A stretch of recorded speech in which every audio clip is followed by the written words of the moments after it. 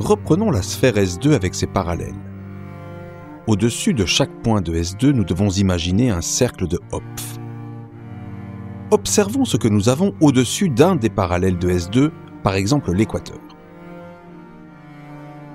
Voici ce qui est au-dessus d'un autre parallèle qui se déplace vers le sud. Pourquoi le tore semble-t-il devenir tout fin ? Parce qu'au-dessus du pôle sud, il n'y a bien sûr qu'un seul cercle.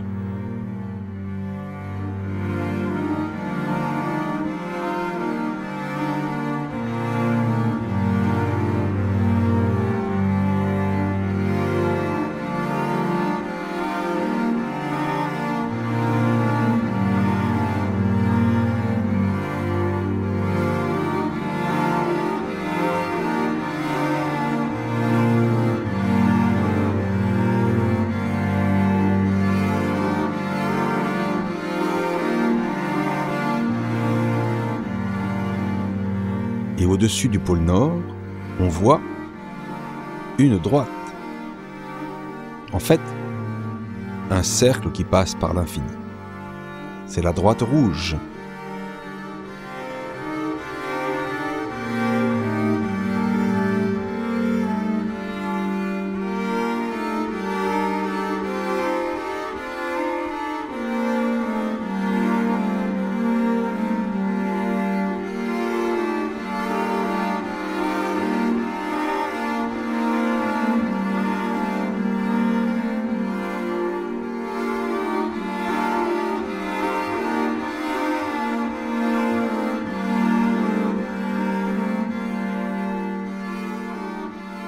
Allez, faisons tourner tout ça maintenant. Des rotations.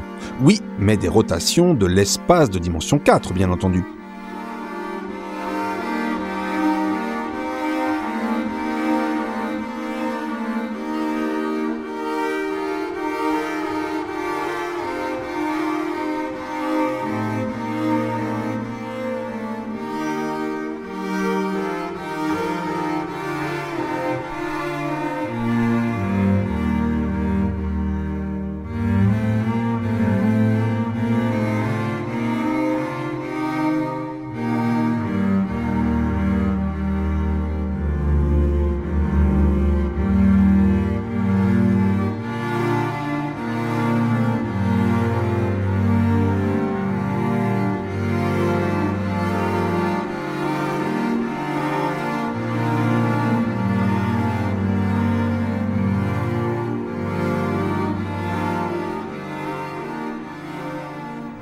Pour être honnête, je dois dire qu'une partie de ces figures était déjà connue bien avant moi. On attribue au marquis de Villarceau l'existence de 4 familles de cercles sur le tore, mais on en trouve en fait des indices par exemple dans une sculpture de la cathédrale de Strasbourg.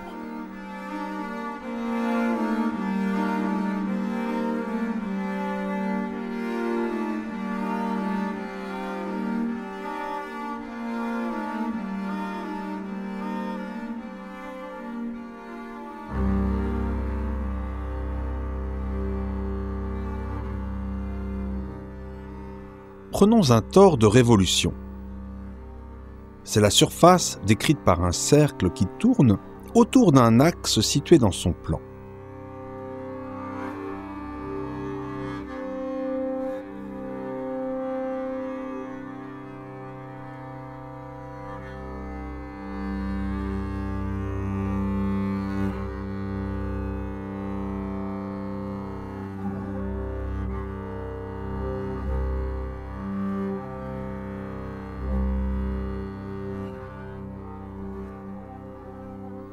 Observons la section du tore par un plan. Remarquez ici comment j'ai choisi le plan. On dit qu'il est bitangent au tore, tout simplement car il est tangent en exactement 2 points.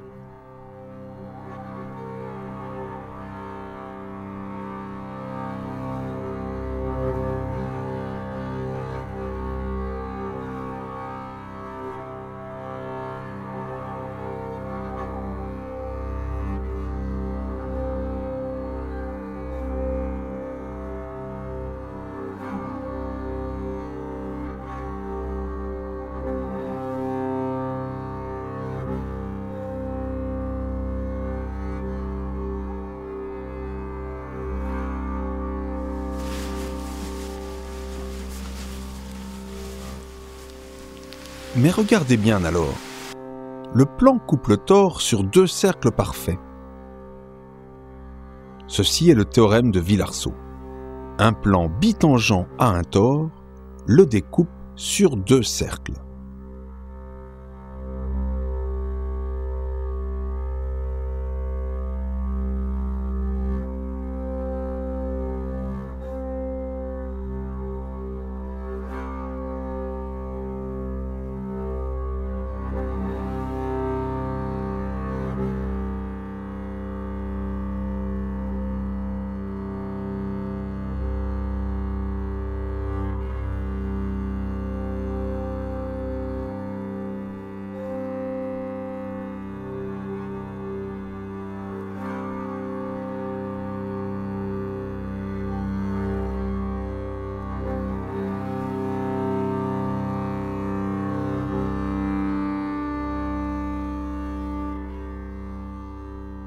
Bien entendu, il n'y a pas qu'un seul plan bitangent. En voici un autre, qui coupe sur 2 autres cercles de Villarceau.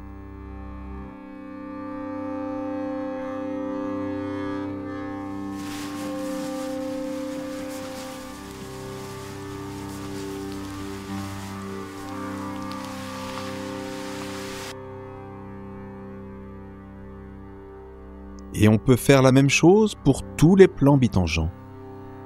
Il suffit de faire tourner.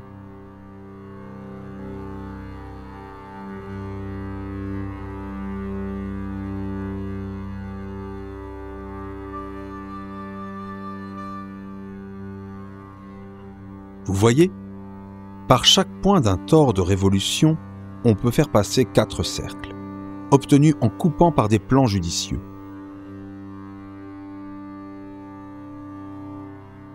L'un de ces cercles est un parallèle. Un autre est un méridien.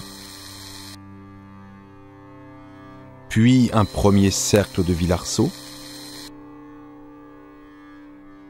et un deuxième.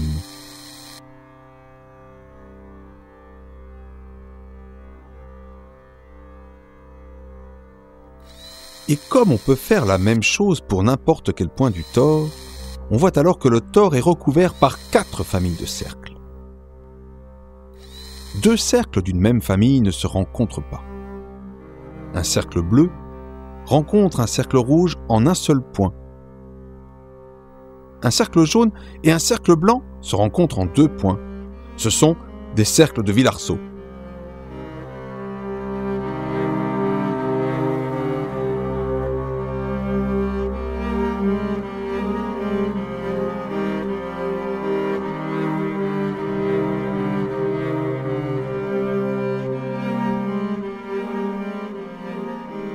Regardez bien les cercles jaunes.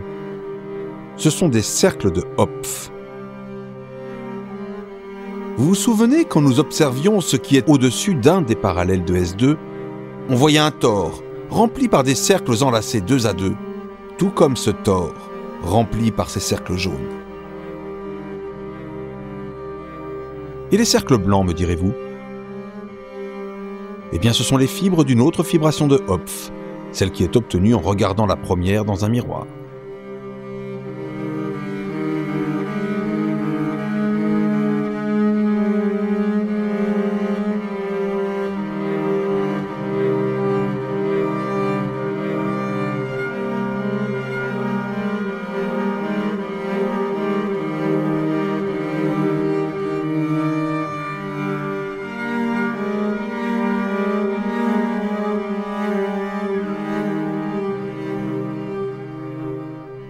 Pour terminer notre promenade, nous allons prendre un tore de révolution avec ses 4 familles de cercles, l'imaginer dans la sphère S3, puis faire tourner la sphère dans l'espace de dimension 4, et enfin la projeter stéréographiquement dans l'espace de dimension 3. On obtient ainsi des surfaces qui sont également recouvertes par 4 familles de cercles. Ce sont les Cyclides de Dupin.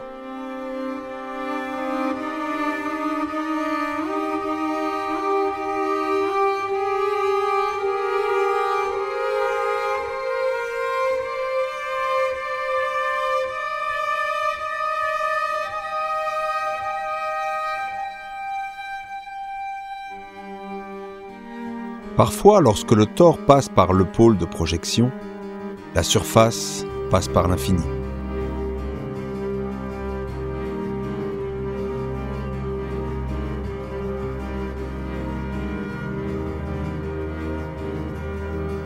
Dans ce mouvement, les deux faces peuvent même être interverties.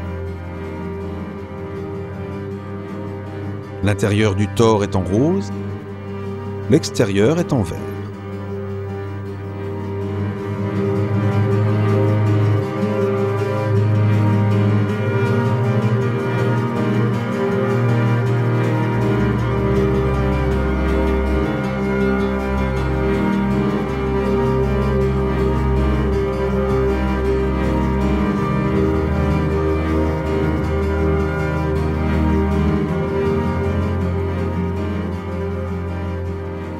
Une simple rotation dans la 4e dimension et hop, le vert devient rose et le rose devient vert. N'est-ce pas magnifique ?